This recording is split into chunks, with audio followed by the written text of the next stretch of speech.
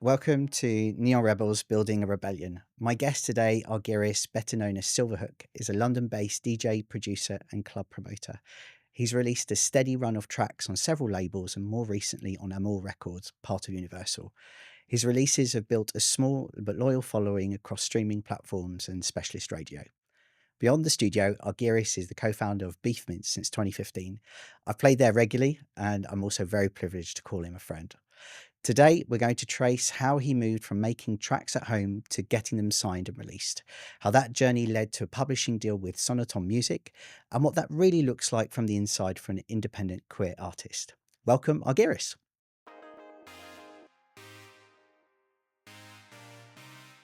So, Argyris, tell us how you first got into making music and a bit about your journey getting signed. Sure. The first thing was playing music came before making music. And I always had a love for music and, I was a consumer of music and music geek. And then I wanted to be a DJ. Through being a DJ and then being in the clubs and seeing other DJs and starting following the club scene, I noticed a lot of the DJs were also producers. And that gave them more credibility, that gave them also their own tracks to play in their sets, which, was something that I was aspiring to. And it was DJing that pushed me into music production. And funny enough, actually, the music that I make is more poppy and more, I play more club music. I play very different to what I produce, which is an interesting reflection, which just came to me now. It very similar to myself. There's tracks that I've put out have been a little bit more on the commercial side. Again, similarly, because I saw lots of my fellow colleagues Mm, DJing out there and wanted to get a larger reach. So I mm, thought maybe producing something a bit more on the commercial side, a sound that I play at certain venues, mm. suited some of these releases. But then at the same time, we both like it a little bit on the darker side when we're DJing it at Exactly. certain places. Remixing is different. Yes. So when you have got somebody else's music and then you're doing the remix, because you're thinking club, then that you go down a different Mhm, route. So again, it just wakes up something different in me than making an original. mhm. You've actually been released on several labels, but maybe let's talk about how your first signing went. Well, you know how that came about because you found me my first label, Queen House Music. So I made my first track. I think actually, tell a lie. The first track got released was through Peter Wallenberg, and it was a remix I did for him. But he was in charge of all of it. I just did the remix for him and gave it to him. The first time I had to sign my own track was when I came to you asking for advice because I knew you had already released music and we were working together in the clubs and we were DJing together. So networking to the rescue. And you might hear me saying this networking again and again during this conversation because it's so important. If you don't have the answers, chances are you know somebody who does have the answers, or maybe they know somebody who has the answers. So drawing from your network, which is what I did. So I came to you and I said, I made this track, I want to release it. You said to me, speak to them, they might like it, and indeed they did. Um, it was a very positive first experience. They took my input for the artwork as well and polished it and made it much better. Um, the tracks and the remix packages were already done and dusted and mastered, so I had already made the record that I wanted to make. So yeah, and how it went. It was very. I think they still actually put the remixes on compilations that they put out to this day. 8 years on, 10 years on. I don't know how That's a great sign. long. That's a great sign. But you've also been signed to other labels where maybe the creative freedom wasn't as So it depends what you prioritize. So the next time I wanted to release a track, I wanted to be signed by a label that had a similar sound to the music that I was making because I thought that if my music is alongside artists that sound like me or I aspire to, then it would be better for me and my exposure. So I released 3 tracks with Prison Entertainment, and it was very much around the kind of, it was very deep house, indie dance kind of vibe in Hmm. early years of 2010 and mid 2010, uh, which was great because again they were in different compilations and so on, but I lost all creativity or input for artwork. It was one of those labels that have the same logo of the label in Hmm. different colors. So the label brand is bigger than the artist brand, and you have to follow that policy. So there was no option. The unfortunate story, I guess, and I can laugh about it now, is the logo that they put on the artwork was a guy sniffing an audio jack cable. And the even more unfortunate part is it looks like me.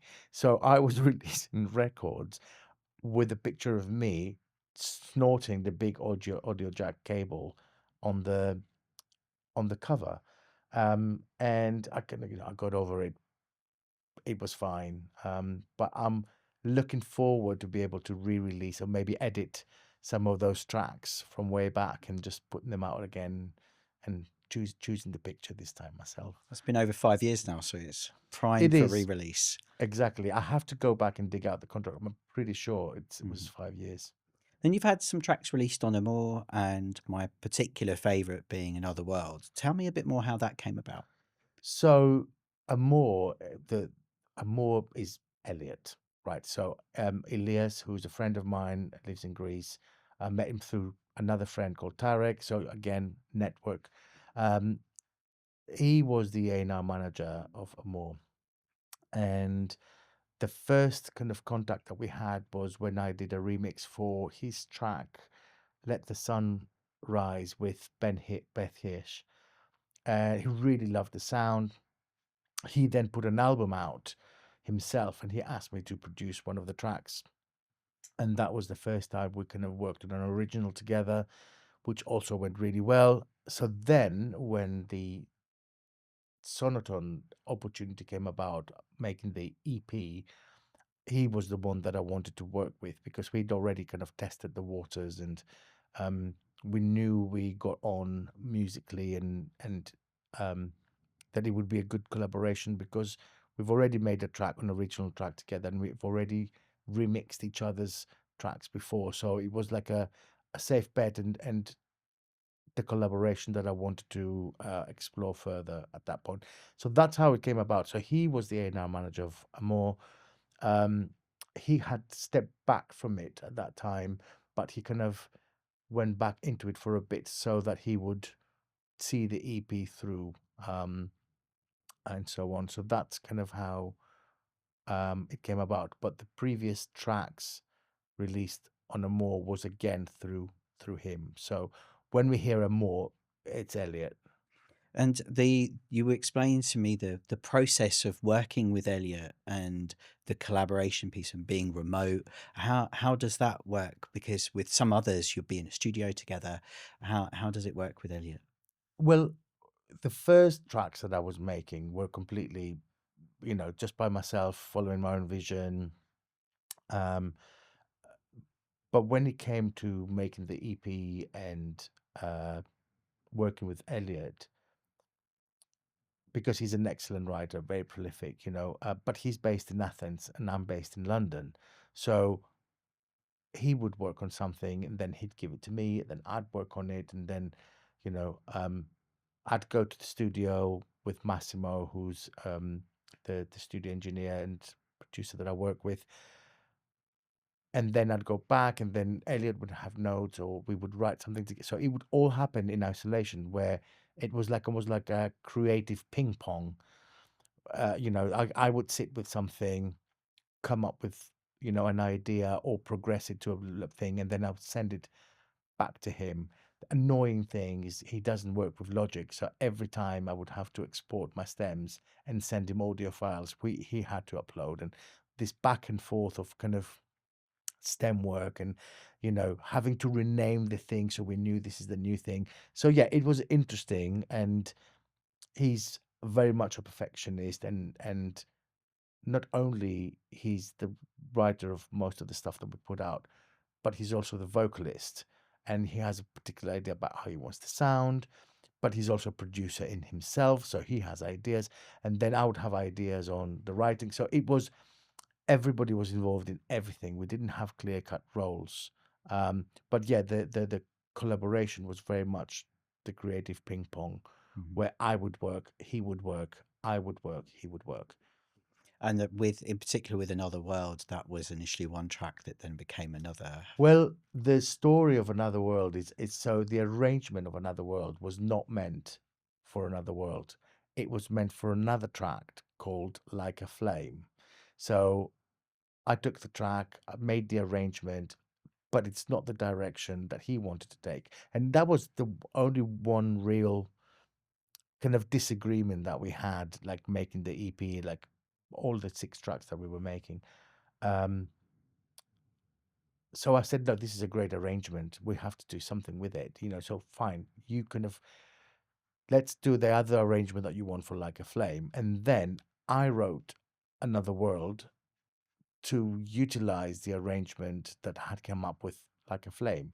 So I wrote the lyrics and I wrote the verse and I sent it to him. And literally within 2 days, he comes back and goes, I wrote the chorus, and it just all came together. It was the last track that we had to make, the 6th one, and it was an accident. And I think it was the one that probably had the most response as well, which is funny, it's how it works sometimes. It's definitely one that I love playing out and I love the dub edit. So that's why I keep coming back to it a little bit, because it really summarizes how I think your sound is with Elliot.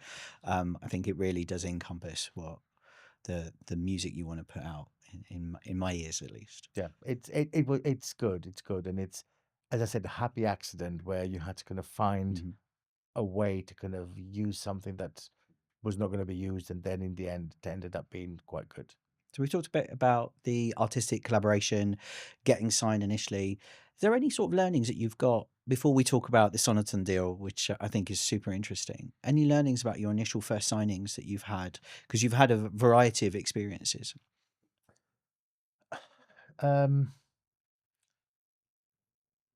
well, obviously, there's different ways of working. There's different inputs. There's different priorities that they have. Um, I think what you need to realize, what one needs to realize when they kind of work with other labels, is there isn't really money now in the music business. You're probably going to end up being out of pocket if you want to produce something professionally, if you then include other musicians who you want to pay, or vocalists that you want to pay.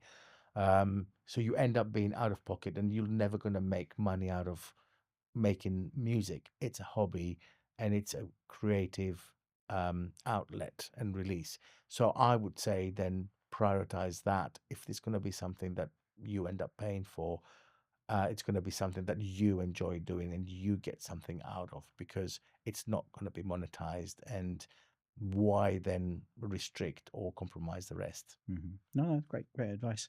Now on to the Sonoton publishing deal. Um, how did that come about?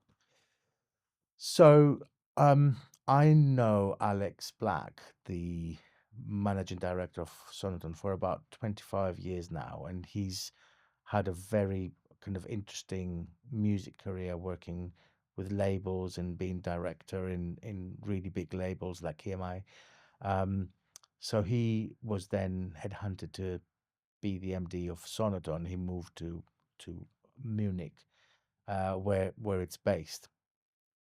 But throughout my music career and making and producing music, I would send him my stuff and I would say, "Hey, Alex, how you doing? Da, da, da. This is what I've been making recently," and not really asking him anything other than the feedback. Until a few years ago, he said, "Well, why don't you make something for me?" And I said, "Right, next one, I'll give you first refusal." So the first track that Elliot and I made after Neon Bluebird and any other remixes was every time. So we finished it. We was about 90% finished, and I sent it to Alex, and I said, "Here you go. This is the next track." He goes, "Great. Now make another five." And I had no idea or kind of intention of making like a bigger body of work. I've always worked with singles and then doing the remixes or doing remixes for others. So it was almost like the next step for me, making a larger body of work that would be representative of me and work in a cohesive way uh, as an EP. So yeah, that was how it came about. Um, we got then the deal for the 5 tracks, and then I went off and worked with Elliot, making the 5 tracks. I think the 6 tracks, 5 of them he had already, and the sixth one was Another World. Um, it took a year and a half, definitely more than a year Hmm. to make. Um, and although we then completed the project for Sonoton, we then kept releasing them through a more one by one as singles. So was initially like a year and a bit. It took 2.5 years to complete the Hmm. whole project. But you have to realize, like, you have a day job and run the club and all of that. And the music has always been the third thing that I do. And, you The know, thing for passion. exactly the hobby, Hmm. you know, Yep. but yeah. I can totally relate. I find the deal so interesting though, because you have things like sync rights, it's encompassing quite a lot of areas that maybe people are not necessarily aware of, like maybe getting this on Netflix or getting it licensed to a film or even a video game. How does that come about? How does that work then? So I had no idea about this. I didn't know that library music existed the same way because I don't work in, let's say, film production or TV production, or I don't license music, and I've never had to license music. So why would I know? Um, but through Alex, then I kind of understood that there's the library side, and there's the publishing side, and then there's the commercial side. And I had to kind of almost educate myself on how this works. And this is where I'm going to put my reading glasses on. So read from my notes. So I don't want to get anything wrong because by no stretch of the imagination am I an expert of this. I've just done it once. Hmm. So I just wanted to make sure I get it right. So Sonoton is the publisher, and they represent the copyrights for all performance and the mechanical licensing and sync licensing, i.e., the money that you get paid by the PRS is because Sonoton have registered the works and they're exploiting for sync usage and the commercial release, any performance royalties, radio airplay, club plays, all of this stuff would be through the publisher. So Sonoton is the publisher. In addition, they are a music library. So you would make the music, you would give it to them, and it goes into a library where the work, for example, the publishing, the masters, they are then distributed to TV, film, advertising, gaming, corporate videos, social media around the world. So somebody who wants to make an ad, or Netflix that wants to have a closing title song, instead of licensing a very expensive artist that is currently in the charts, they would go to the music library and they say, I'm looking for a track that is uplifting, as a May vocal, and sounds like the 80s, and then boom, Silverhook and Elliot would come up, and then they would listen to it. And if they would want to use it for whatever use, film, video, social media, anything, they would then pay the license fee to Sonoton to use the track, and then the artist would have 50% of that. So Sonoton would keep 50%, and the artist would keep 50%. Sonoton also would pay you a salary to make the track, and when I did that, that was €300 per track, which you can put towards the budget of production. You can like pay a vocalist, Hmm. so um, and then shave some of the expenses that you have, you know. Mhm. So there's the music library bit, and then there's the commercial element. So Sonoton do have a sister label that can release commercial things, or you can just license your own music for free. So you wouldn't pay the license fee to then release it commercially, which is what we did. So we took the tracks, we remastered them, because when you master for TV and you master for the Mhm. club, very, very different. Um, and in fact, the masters that were released from Sonoton were under a different name because they were not the masters that we wanted out there to Mhm. be associated with Silverhook and Elliott. So we came up with the Perfect Dolls. So we have music out there as the Perfect Dolls, which is the same music as the commercial release. But then the commercial release, you put your own artwork, you do your own masters, you then, have control over Mhm. when, how you release it, and so on. But Sonoton would take 50% Mhm. of those sales as well. Mhm. So be aware that if you are going to do that, and then you go to a label that is not self-release, for example, they want to keep 50%, and then Sonoton would take 50%, you would probably not get anything out of. And I don't know if anybody gets. I have never seen 50% of anything out of any releases that I had ever. I don't know if you have. I have. I often ask for my statements. I do it quite regularly. At least once a year, I have a little reminder that Yeah, goes off in my phone to yeah, message Queen House Music, which is yeah, what George hears from me regularly. yeah. So yeah, I do that. But just to go back to what you were saying just a second ago, so with this advance, was that like a standard like advance that we hear about in the music industry, where some artists would get X amount?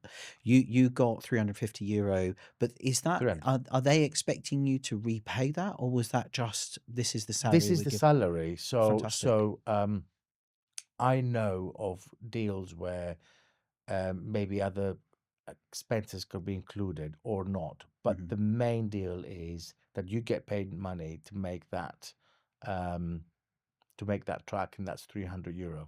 And that is like a one-off Hmm. salary that you get to make the track.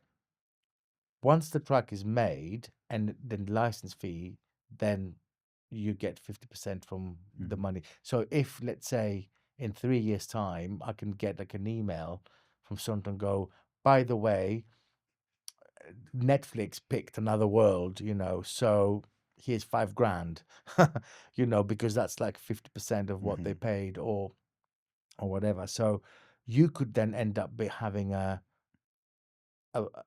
paycheck further down the line from the licenses that have Hmm. been paid to utilize your music. No, So that's you fantastic, and I mean that's something to think about maybe when you're making the music. I don't know, how was your creative process for this particular EP, knowing that you were going in to do this body of work?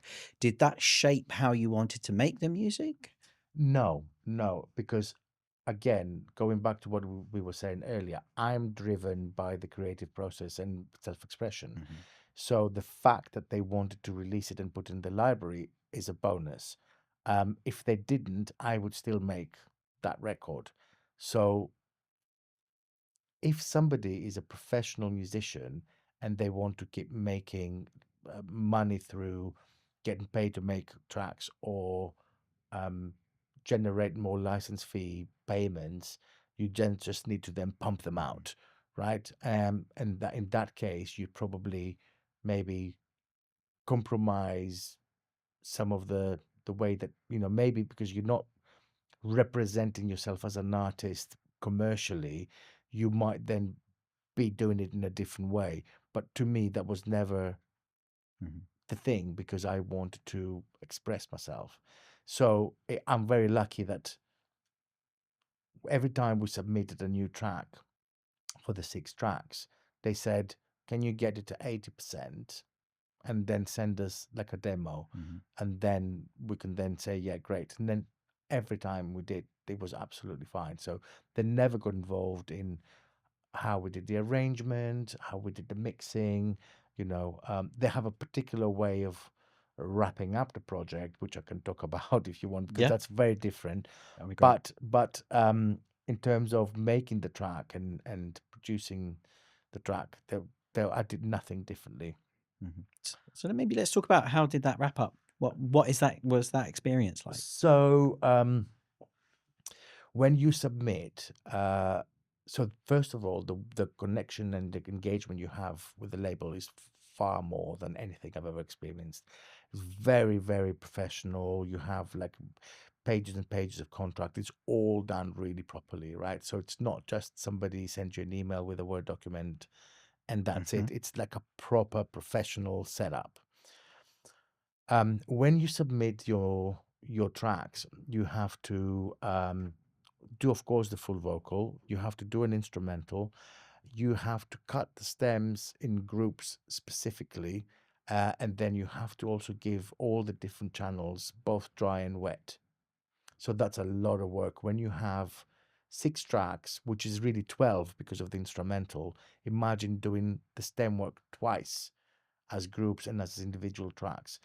But not only that, then you need to give 5 second snip, 15-second snip, and 30-second snip for each of the tracks 12 times. That's a lot of So work. there's a lot of like, so you finish the track, but then there's a lot of editing and there's a lot of admin, there's a lot of paperwork. You have to Hmm. describe everything that you do. You have to, obviously there was also 2 of us. Hmm. So all the PRS details, all the paperwork that went around that.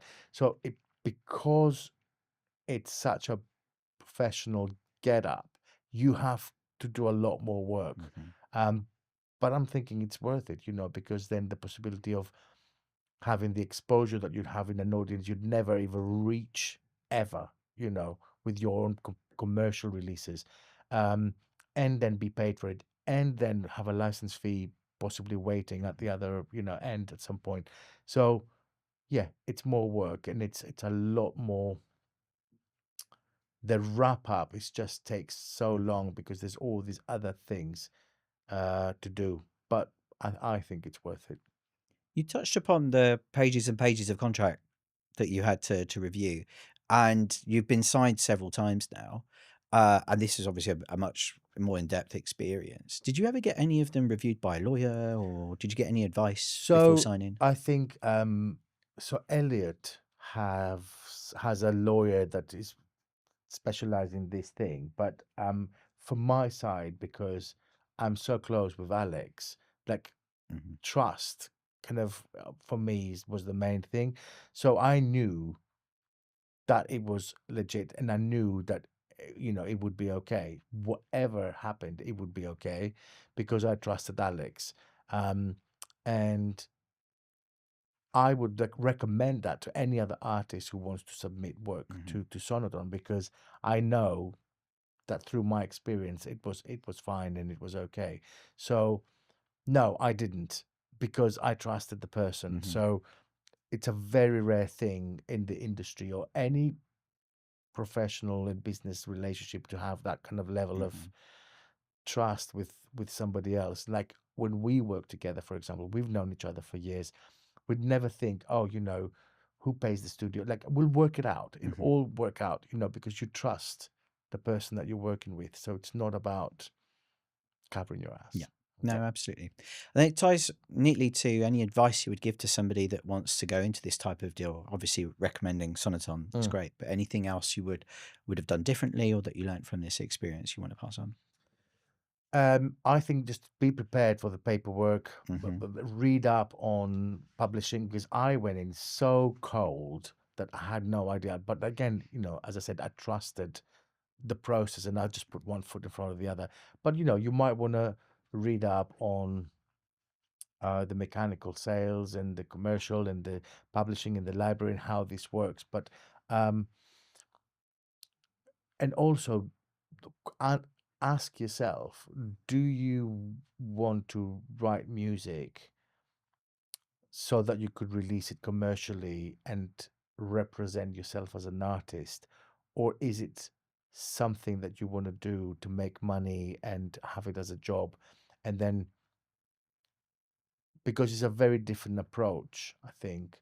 to, and it's very rare so that people would express themselves and they make money from it. Mhm. So you might need to be having a more of a corporate approach of, I'm going to make X amount of tracks and I'm going to pump them out and I'm going to put them in the library and then I'm going to get paid, and that's like a money making thing. Whereas the creative things could be different.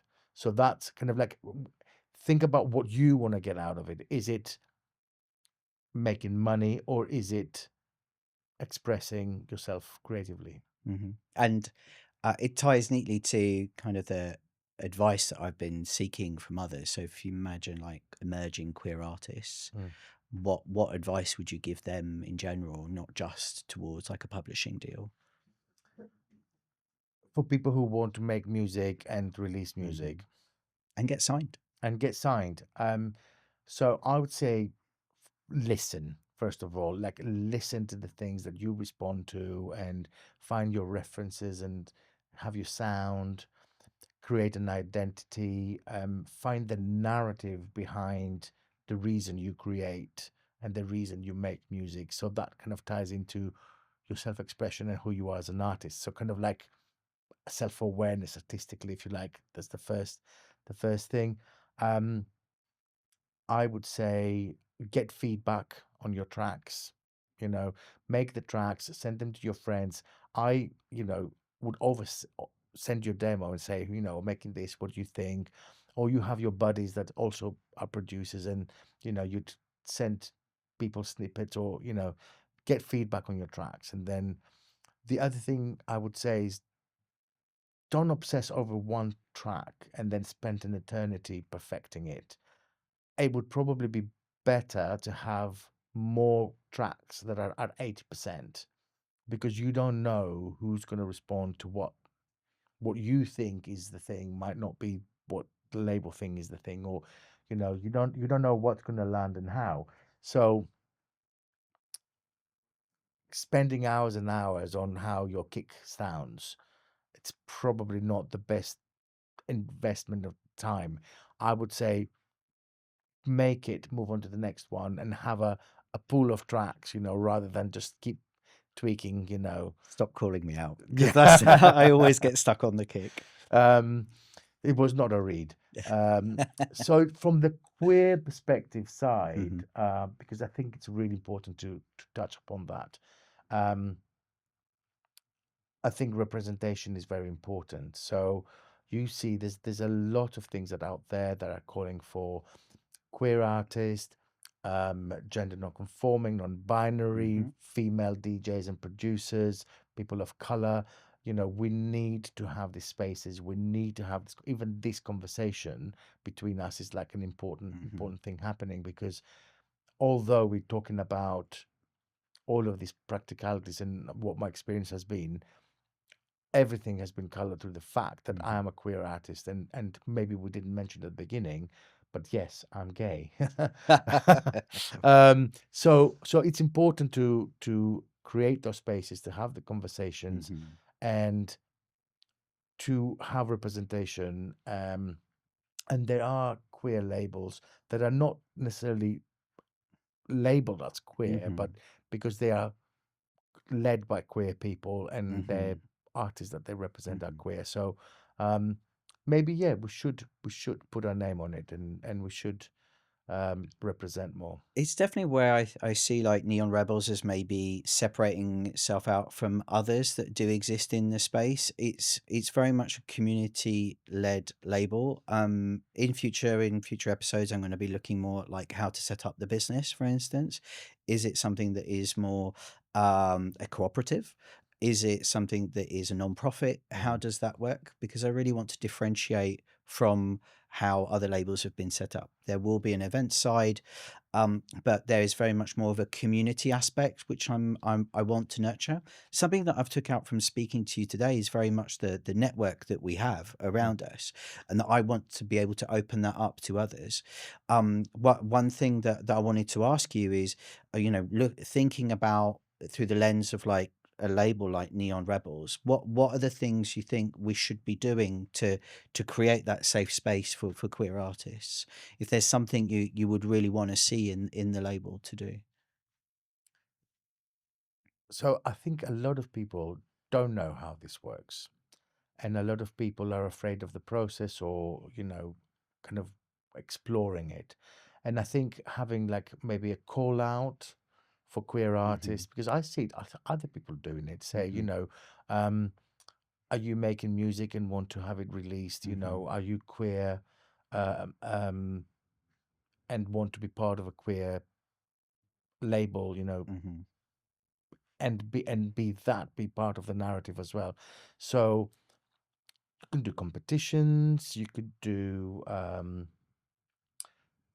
even like open deck Hmm. nights, where people who release your label, they come in, and you have a night where it's dedicated to the people Hmm. and then everybody gets a you know turn on the decks.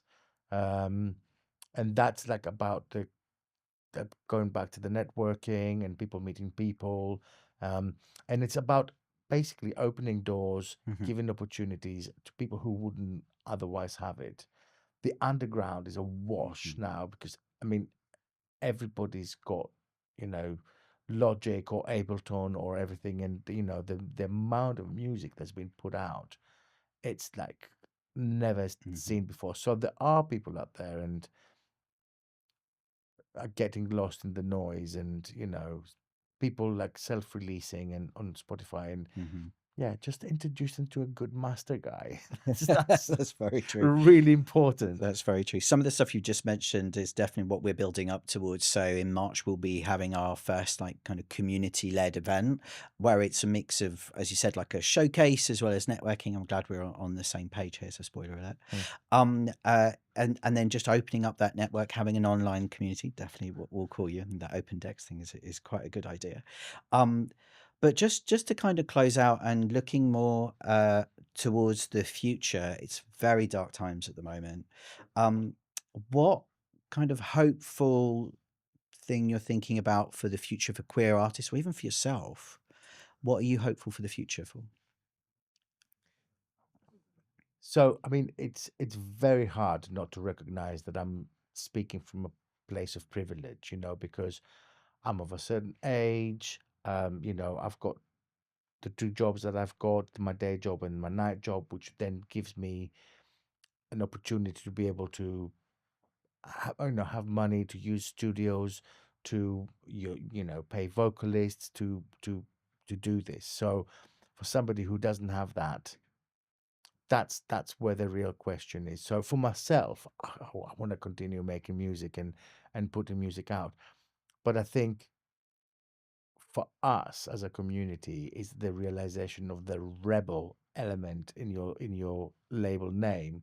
So how can we manifest and demonstrate what it says on the tin? So the tin says rebel. So how what is the revolution? you know what does that look like? And if I can then help a little bit in making that happen, then maybe I won't feel so guilty about my own privilege. So there you go. Join the rebellion is what you're Yeah. saying. Oh, I couldn't have put it better myself. Alright, Argyris, thank you so much. Thank you, Chris. Thanks for having me. Pleasure.